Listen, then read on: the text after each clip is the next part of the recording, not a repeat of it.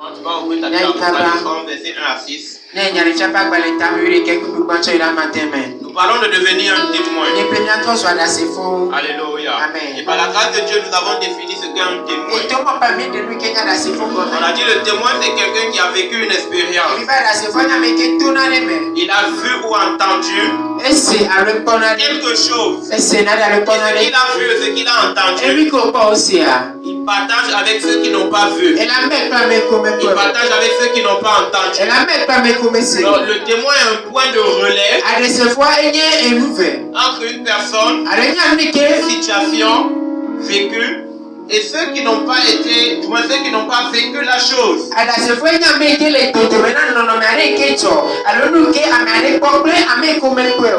Lorsqu'un témoin entre en place, il a la capacité de faire vivre aux gens l'événement comme s'ils étaient eux-mêmes présents. Et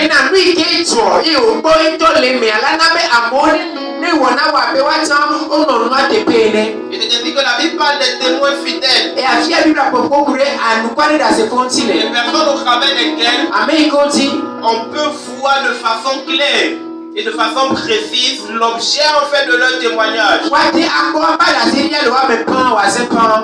Alléluia. Amen. Ça veut dire que quelqu'un peut t'aider à réaliser et à comprendre quelque chose.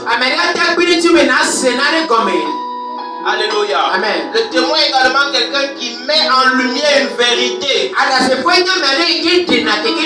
Lorsqu'on veut savoir ce qui s'est passé, lorsqu'on veut connaître ou on veut avoir la lumière sur une vérité, sur un événement, on cherche un témoin. S'il y a un accident et qu'on n'était pas là, pour savoir ce qui s'est réellement passé, on cherche un témoin. Afin que le témoin puisse relater les faits. Et vous savez, même dans la logique des hommes, on condamne le faux témoignage. Si tu te présentes devant un tribunal et tu dis que tu es un témoin, et qu'on se rend compte que le témoignage que tu as rendu est faux, toi-même tu seras condamné. Alléluia. Amen. Parce que le témoin doit relater les faits dans la vérité. Et la Bible dit de toi et moi que nous sommes des témoins. Alléluia. Amen. Nous sommes les témoins de Dieu, les témoins de Christ. Alléluia. Amen. Dieu n'est pas visible. Lorsqu'on parle de la grâce de Dieu, les gens ne voient pas la grâce. Mais au travers des témoins, quelqu'un peut se faire une idée réelle de ce que la grâce est. Parce que ma vie rend témoignage de la grâce. Quelqu'un peut dire que la foi ce sont des histoires. Jusqu'à ce qu'il voit ce que la foi peut faire dans la vie de quelqu'un d'autre. Quelqu'un peut dire Dieu ne guérit pas. Dans la présence de Dieu on n'obtient pas le mariage. Jusqu'à ce qu'il voit le Seigneur faire cela. Alléluia. Donc le témoignage amène à l'existence. Le témoignage produit une évidence. Alléluia. Amen. Le témoignage donne une idée réelle et exacte de ce qui est à celui qui n'a pas vécu.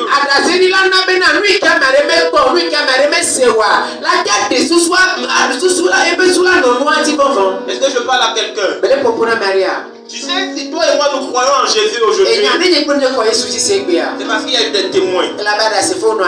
Alléluia. Amen. C'est parce qu'il y a eu des hommes et des femmes sur la terre qui tout au long de leur existence ont rendu le Dieu invisible visible. Les gens ne voient pas Dieu. Plusieurs n'entendent pas de Dieu. Mais il y a des témoins qui peuvent entendre la voix de Dieu et transmettre le message. Alléluia. Amen. Il y a des gens qui ne voient pas Dieu, mais qui peuvent voir les opérations de Dieu. Alléluia. Amen. on peut nier l'existence de Dieu jusqu'à ce qu'il y ait des témoignages. Parce que le témoignage est une preuve. Alléluia. Amen. Et dans la valeur judiciaire, le témoignage est une preuve importante. Même dans la tradition juive, on rendait des jugements sur la base de la déclaration de 2 témoins. Alléluia. Amen. Le témoignage d'une personne est suffisant pour être une preuve. Donc le Seigneur s'attend à ce que toi et moi nous soyons des témoins. C'est-à-dire nous puissions produire des preuves. Alléluia. Amen. Que ceux qui ne le connaissent pas, que ceux qui ne le voient pas, qu'ils nous regardent et qu'ils aient des preuves. Alléluia. Amen. Tu connais Jésus. Mais est-ce que ceux qui ne le connaissent pas, qui sont autour de toi, ont les preuves de ton Jésus? Parfois nous allons évangéliser. Nous disons aux gens, Dieu est amour. Jésus t'aime. Mais si toi qui viens me dire que Jésus m'aime, tu ne peux pas produire une preuve d'amour. Pourquoi tu veux que je croie que Jésus m'aime? Pourquoi tu veux que je croie que Dieu est amour? Alléluia. Amen. Tu me dis que Dieu est amour. Commence d'abord par m'aimer. Quand je vais te voir m'aimer et que je t'avais vu hier, tu avais du mal à aimer les gens, j'aurai la preuve que en Jésus, on reçoit l'amour et on peut manifester l'amour. Alléluia. Amen. Tu me dis que Dieu est un Dieu de paix. Mais tous les jours, c'est toi qui me casses la tête. C'est toi qui me cherches des problèmes. Alléluia. Amen. Quelle est la preuve que j'ai que Dieu est un Dieu de paix? Tu dis que dans le Seigneur il y a la joie. Mais quand je regarde à ta vie, tu es dans le Seigneur des années et des années. Tu ne vois pas la joie. Quelle est la preuve que j'ai qui a la joie en Jésus? Alléluia. Amen. Ce dont le monde a besoin, ce sont des preuves. Des preuves. Est-ce que je parle à quelqu'un? Le monde veut voir des preuves. Alléluia. Amen. Le monde veut qu'on puisse au-delà de ce que nous disons. Qu'on puisse démontrer. Qu'on puisse démontrer. Quand le Seigneur vient dans ta vie et dans ma vie, il travaille de telle en sorte que nous ayons des preuves à fournir. Alléluia. Amen. Tu dis que Jésus pardonne. Mais c'est toi qui ne pardonnes pas. Tu dis viens à Jésus. Il va pardonner tous tes péchés. Même si tu as tué quelqu'un, viens seulement. Il va te pardonner. Alléluia. Amen. Mais il regarde ta vie. Il ne voit pas les preuves du pardon. Le mal qu'elle m'a fait là, je ne lui pardonnerai jamais ce mal. Alléluia. Amen. Il va te demander. Bon, la Bible dit que tu es un ambassadeur. Tu es un ambassadeur de Christ sur la terre. Alléluia. Amen. Qui est un ambassadeur? L'ambassadeur, c'est celui qui représente une nation. Un ambassadeur représente un territoire. Dans le livre de 2 Corinthiens fait, la Bible dit que toi et moi, sur la terre, nous faisons, voilà, nous accomplissons les fonctions d'ambassadeurs. Ça veut dire nous représentons Dieu sur terre. Tu es le représentant de Dieu sur terre. Donc avant d'aller dire à ton frère que Jésus pardonne les péchés, alléluia, il veut te voir comme quelqu'un qui pardonne également. Je ne dis pas qu'il faut parler dire. Il faut parler des merveilles de Dieu. Alléluia. Amen. Mais c'est plus efficace lorsque tu parles et tu produis les preuves de ce que tu dis. L'une des raisons pour lesquelles Dieu m'a établi dans le ministère, et si tu me suis, c'est que c'est mon appel. Il m'a dit l'église. Alléluia. Parle plus. Amen. Amen. L'église parle plus. Mais on ne voit pas les œuvres dans l'église. Jésus dit, mes œuvres rendent témoignage pour moi. Amen. Amen. Donc ça veut dire que quelqu'un peut chercher des raisons de me critiquer. Mais mes œuvres parlent à ma faveur. Il y a une corrélation exacte entre ce que je dis et ce que je fais. Entre ce que je dis et ce que je fais. Est-ce que je parle à quelqu'un ce matin? Apocalypse 11.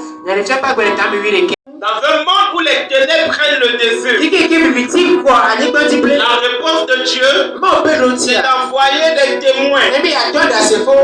Alléluia. Amen. Dans un monde d'incrédulité, dans un monde où les gens ne reconnaissent pas la valeur de Dieu, la réponse de Dieu, c'est d'envoyer des témoins. Alléluia. Amen. Alors que le monde ne croyait pas en Dieu, alors que l'humanité était éloignée de Dieu, Dieu va envoyer des témoins. Dieu va envoyer des témoins. L'une des raisons pour laquelle Dieu fait alliance avec Abraham et toute la descendance d'Abraham, c'est que Dieu s'est dit, au milieu de la terre qui m'a rejeté, au milieu des hommes qui m'ont rejeté, je choisirai une nation, je ferai alliance avec elle et ils seront mes témoins. Alléluia. Ils seront mes témoins. On a beaucoup de raisons de critiquer Israël. En beaucoup de choses, ils ont échoué. Mais tu sais, si nous les non-juifs, nous avons pu accepter quelque part la main tendue de Dieu. C'est parce qu'on a des preuves de l'efficacité du Dieu d'Israël. Alléluia. La Bible déclare que quand Israël arrivait dans certains territoires, des nations tremblaient. Pourquoi? À cause des expériences. À cause du Dieu d'Israël. À cause des témoignages. Alléluia. Ils avaient entendu ce que le Dieu d'Israël avait fait pour Israël dans d'autres territoires. Alléluia. Amen. Le Seigneur veut que toi et moi nous serons des témoins. On va lire le verset. Apocalypse 11, verset 1 à 6. En me donnant un roseau semblable à une verge, en disant, lève-toi et mesure le temple de Dieu, l'autel et ceux qui y adorent. Mais le parvis extérieur du temple, laisse-le en dehors et ne le mesure pas, car il a été donné aux nations et elles fouleront au pied la ville sainte pendant 42 mois. Je donnerai à mes deux témoins le pouvoir de prophétiser, revêtus de sac, pendant 1260 jours. Ce sont les deux oliviers et les deux chandeliers qui se tiennent devant le Seigneur de la terre. Si quelqu'un veut leur faire du mal, du feu sort de leur bouche et dévore leurs ennemis. Si quelqu'un veut leur faire du mal, il faut qu'il soit tué de cette manière. Ils ont le pouvoir de fermer le ciel, afin qu'il ne tombe point de pluie pendant les jours de leur prophétie. Ils ont le pouvoir de changer les eaux en sang et de frapper la terre de toute espèce de plaie chaque fois qu'ils le voudront. Amen. Amen. Lorsque Dieu fait de toi un témoin, tu deviens un signe dans ta génération. Tu deviens un signe de Dieu dans ta génération. Alléluia. Amen. Tu deviens comme un carrefour. Lorsque les gens veulent connaître quelque chose de Dieu, lorsque les gens veulent découvrir quelque chose de Dieu, ils savent qu'ils doivent se tourner vers toi. Alléluia. Amen. Lorsque Dieu fait de toi un témoin, tu deviens une plateforme d'expression de la grâce de Dieu. Alléluia. Amen. Ta vie devient un instrument pour le Seigneur. Dieu se fait de toi afin de produire sur la terre des réalités célestes. Les témoins de Christ sont des gens qui sont terrestres, qui sont sur la terre, mais qui manifestent le ciel. Alléluia. Amen. Ce sont des gens dont la vie permet de voir les réalités d'en haut. C'est quand tu peux manifester tellement d'amour. Et les gens sont conscients de ce que ça, c'est pas un amour naturel. Ça vient de Dieu. C'est lorsque Dieu fait des choses spectaculaires dans ta vie.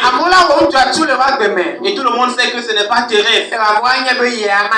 Ce n'est pas normal. Alléluia. C'est extraordinaire, c'est divin. C'est à cette vie que Dieu nous a appelés. Alléluia. Amen. Lorsque Dieu fait de toi un témoin, il se sert de ta vie pour montrer sa puissance, pour montrer les richesses infinies de son royaume. Dieu cherche des hommes sur la terre. Dieu cherche des femmes sur la terre, au travers de qui il manifestera les choses du ciel. Le jour où tu as accepté de devenir enfant de Dieu, tu as rejeté les réalités de la terre. Et tu as dit à Dieu, je veux les réalités d'en haut. Le jour où tu as accepté de devenir un témoin, tu as dit à Dieu, la gloire du monde, je ne la veux plus. Je veux la gloire d'en haut. Alléluia. Devenir un témoin, il y a un parcours. Il y a un parcours. Que Dieu se sert de ta vie. Que Dieu t'utilise comme un témoin. Il y a un parcours. Je veux rassurer à quelqu'un. Ce n'est pas un parcours facile. Observe les hommes et les femmes comme Dieu a utilisé comme témoins. Ils ont mené une vie de sacrifice. Ils ont mené une vie d'abandon. Nous voulons que Dieu manifeste au travers de nos vies les grâces et les richesses du ciel. Mais nous ne sommes pas prêts à payer le prix que cela implique. Alléluia. Amen. Et nous avons commencé à étudier les clés qui permettent de devenir un témoin. Et dimanche dernier, je t'ai parlé de 3 clés. Et ce matin, je vais te parler d'une clé. Dimanche dernier, je t'ai dit la première clé. Il faut que tu marches dans la volonté de Dieu. Il faut que tu sois mandaté par Dieu. Il faut que tu sois envoyé par Dieu. Tu ne te lèves pas de ta part. Tu te lèves parce que Dieu t'a demandé de te lever. Ça veut dire quoi? Tu t'engages quelque part. Pas parce que tu as envie de t'engager. Pas parce que tu estimes que c'est bien de t'engager là-bas. Mais parce que Dieu t'a dit de t'engager. Vous savez, le Dieu qui est Oméga, il doit d'abord être un alpha. Alléluia. Amen. Pour que Dieu soit à la fin de ta situation. Pour que la fin de ta situation de ta vie concourt à la gloire de Dieu. Il faudrait qu'à la base, au commencement, tu aies mis Dieu. C'est difficile de s'attendre à Dieu quelque part lorsqu'il n'a pas été l'alpha. Mais la grâce de Dieu parle. Même quand il n'a pas été l'alpha, sa grâce peut parler. Alléluia. Mais mets Dieu au devant. Va dans une filière d'études. Non pas parce qu'on t'a dit que ça donne beaucoup d'argent. Mais parce que c'est une révélation de Dieu. Parce que c'est Dieu qui t'a dit choisis cette filière. Un enfant de Dieu ne vit plus selon sa volonté à lui. Il vit pour faire la volonté de Dieu. Dieu peut dire à quelqu'un, faire pisciculture. Et il dit pisciculture, c'est quoi? Il y a quel argent dans la pisciculture? Mais le Dieu que nous servons, il voit le passé, il voit le présent, il voit le futur, il voit là où toi tu ne peux pas voir. Tes regards parcourent la terre. Les besoins de cette année prochaine, Dieu les connaît. Donc quand Dieu va dire à Joseph l'autre jour, tu seras un homme grand. Certainement Joseph s'attendait à ce que Dieu l'amène dans une école de royauté. Joseph s'attendait peut-être à ce que Dieu le prenne et que Dieu aille l'établir aux côtés d'un roi. Alléluia. Amen. Mais Dieu ne fait pas cela. Dieu va le prendre. Dieu va le vaincre. Il va permettre qu'il soit vaincu. Il va aller travailler comme esclave. Alléluia. Amen. Quand tu étudies l'histoire d'Israël des Juifs, les chances, le pourcentage de chances pour que quelqu'un qui était esclave devienne roi était pratiquement de 0%. Alléluia. Amen. Donc Joseph arrive en Égypte comme un esclave. Donc il a pratiquement 0% naturellement parlant. Humainement parlant, il a pratiquement 0%.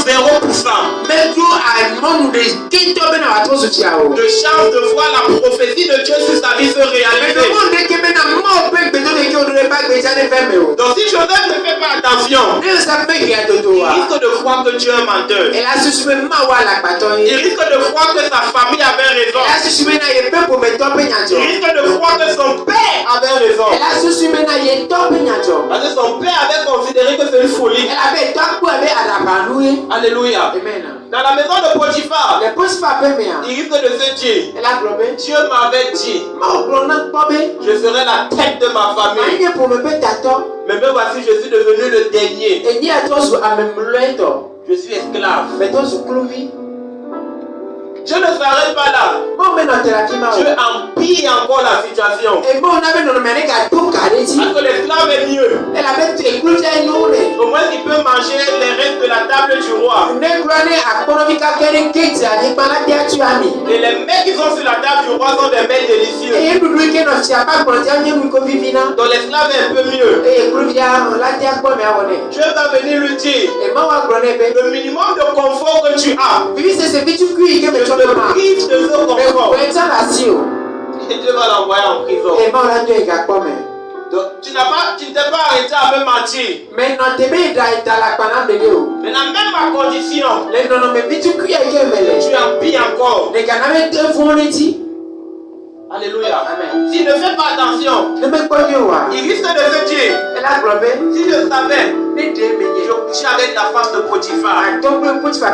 Et certainement dans la maison de Potiphar, j'aurais eu des faveurs.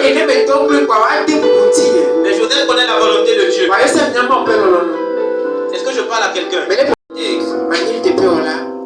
Alléluia. Amen. Je vais dire à quelqu'un, Dieu t'a donné une prophétie. Dieu t'a fait une promesse. Ne va pas te compromettre. Ne cherche pas à aider Dieu. Comme Dieu m'avait dit que je serais riche. Comme Dieu m'avait dit que j'aurais beaucoup d'argent. Certainement l'homme païen qui vient vers moi là, qui est dans la secte, qui ne connaît pas le Seigneur, qui est dans les pratiques occultes. Certainement c'est pas lui que Dieu a vu que je serais riche. Qui connaît la volonté de Dieu. Peut-être Dieu m'envoie dans sa vie pour le convertir.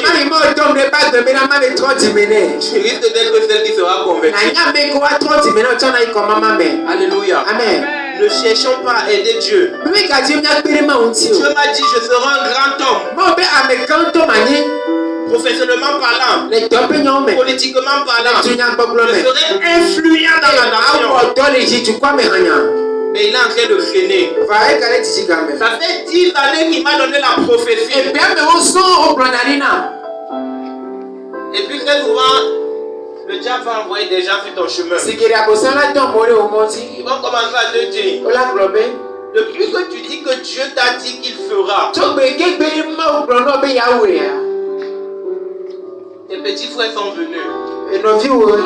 Donc tes amis sont venus. Ils t'ont dépassé.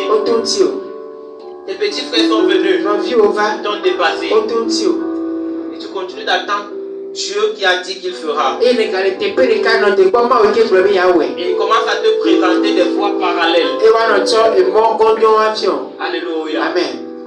Pour être un témoin, tu te tiens sur la volonté de Dieu.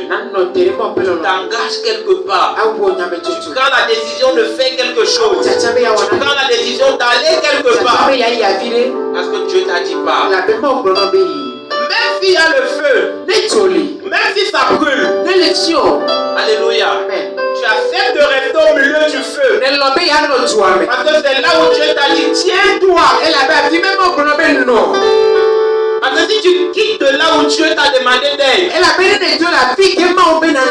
gloire de Dieu qui devait descendre et fait la différence dans ta vie, elle viendra, elle ne te prouvera pas la position où Dieu t'attend. Alléluia. Amen. Tu sais quand la gloire de Dieu doit venir, elle vient pour une position spécifique. Quand la gloire de Dieu vient, elle ne te cherche pas.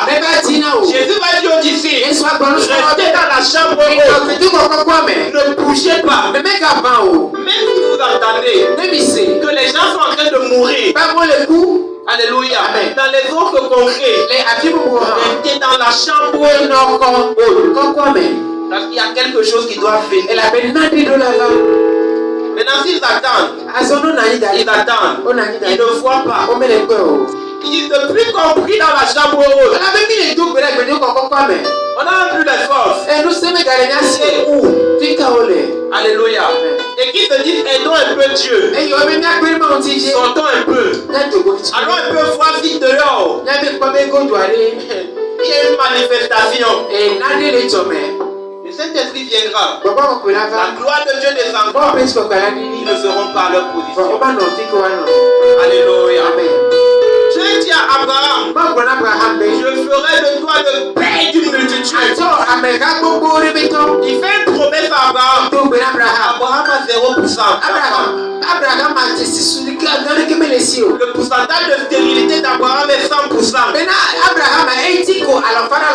Les médecins ont confirmé sa stérilité. Tous les diagnostics médicaux ont confirmé qu'il ne peut plus avoir d'enfant. Et plus encore, son âge a avancé.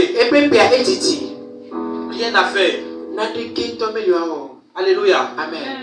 Si Abraham regarde à ses paramètres, il risque d'échouer. Et tu vois, il a un peu douté. Il a allé tricher. Il a eu un enfant. Et nous connaissons les conséquences jusqu'aujourd'hui. Tu veux que Dieu t'utilise comme un témoin. Tiens-toi dans la volonté de Dieu. Peu importe combien c'est difficile. Peu importe combien tu essuies les rejets, les humiliations. Tiens-toi dans la volonté de Dieu. Là où Dieu t'a dit d'être, reste là.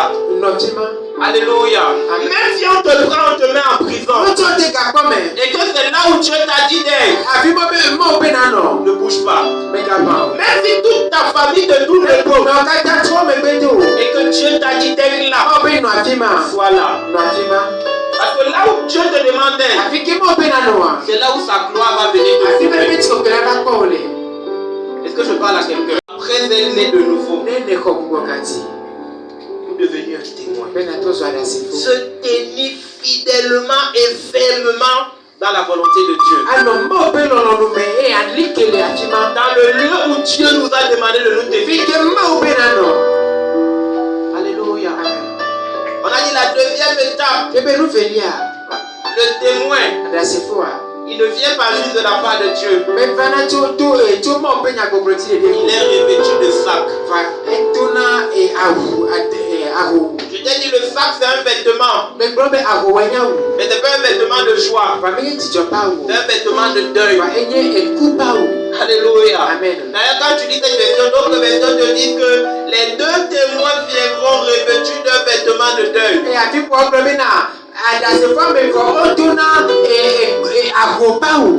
Il t'a dit que la gloire de Dieu qui va venir, elle va forcément toujours te faire du bien dans le processus. Alléluia. Amen. Parfois, pour que tu sois celui-là qui manifeste la gloire de Dieu, il faut que tu abandonnes tout. Pierre va demander à Jésus, nous on a tout abandonné. Quelle sera notre récompense? Je t'ai dit le vêtement de deuil, c'est un vêtement d'humilité. C'est le symbole de ta consécration à Jésus. La Bible déclare d'Abraham, de Jean-Baptiste, que Jean-Baptiste servait Jésus. Il servait Dieu avec un vêtement de deuil. Alléluia. Il ne portait pas les faux vêtements de fête. Il était dans le vêtement de deuil. Ça symbolise la consécration, l'humilité devant le Seigneur. 10 ans, 15 ans. Les hommes de Dieu viennent. Ils te disent un jour ça va aller. Tu fais des rêves. Dieu te dit un jour ça va aller.